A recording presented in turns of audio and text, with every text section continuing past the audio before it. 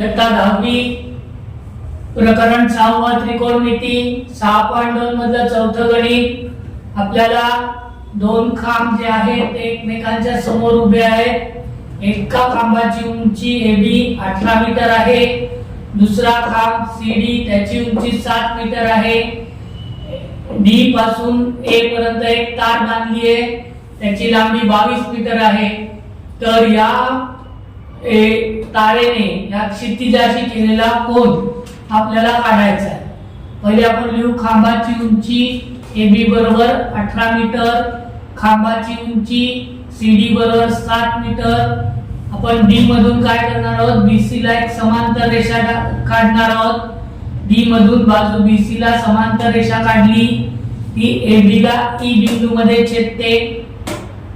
हे जे दोन खांब आहेत ते एकमेकांना समांतर आहेत आणि त्यामुळे चौकोन BCDE हा काय झाला, समांतर भुज चौकोन आहे। समांतर भुज चौकोनाच्या समोरासमोरील बाजू एकरूप असतात, म्हणून रेख BE एकरूप रेख CD समांतर भुज चौकोनाच्या सम्मुख बाजू, म्हणून रेख BE बरोबर 7 मीटर। आपल्याला AE पाहिजे। AE काढण्यासाठी काय करणार, आपण AB मधून BE वजा करणार, म्हणजे आपल्याला AE मिळणार।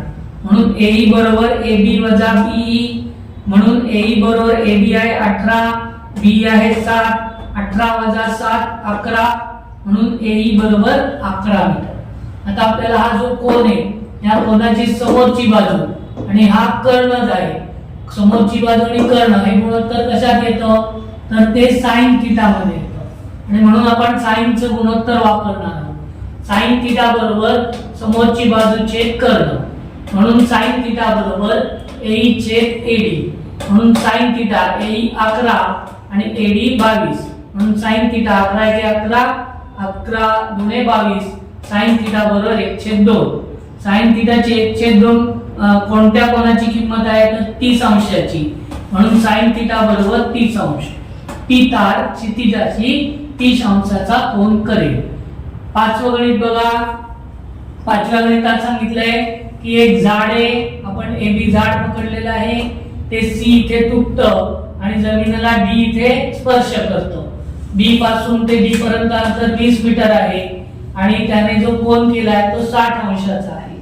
तर आपल्याला या झाडाची उंची काढायची आहे। उंची काढण्यासाठी आपल्याला पहिल्यांदा BC काढावं लागेल।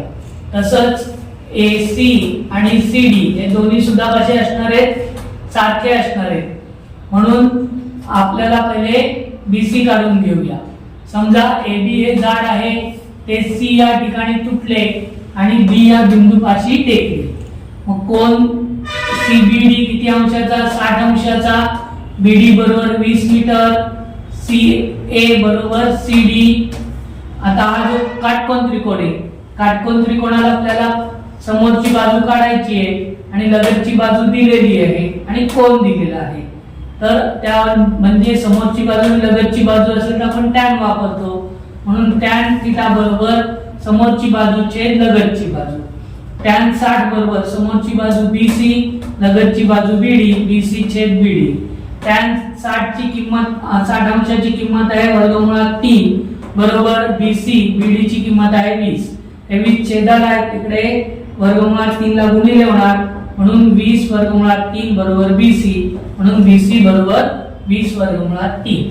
आता हा जो काटकोन त्रिकोण आहे, एक कोन 90 अंशाचा आहे, दुसरा कोन 60 अंशाचा आहे। या दोन कोनांची बेरीज 90, हा 60 म्हणून हा 30 अंशाचा होणार।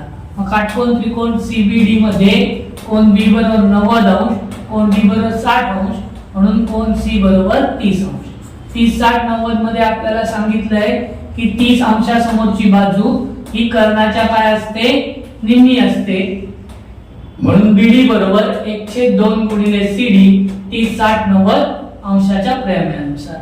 म्हणून BD बरोबर BD आपल्याला 20 दिलेला आहे, 20 बरोबर 1/2 गुणिले CD, 2 छेदाला आहे, इकडे उजव्या बाजूला आले, डाव्या बाजूला आले की ते गुणिले होतील, म्हणून 20 गुणिले 2 बरोबर CD, 20 गुणे 40, म्हणून CD बरोबर 40 मीटर। CA आणि CD सारखंच आहे, म्हणून CA बरोबर 40 मीटर। आपल्याला AB ही झाडाची उंची आहे, AB कसं काढणार, AC अधिक BC किंवा BC अधिक CA, म्हणून AB बरोबर CA अधिक BC, म्हणून AB बरोबर 40 अधिक 20 वर्गमुळात 3. यांची बेरीज होणार नाही कारण की इथे वर्गमुळात 3 आहे, म्हणून हे आपण असंच ठेवणार.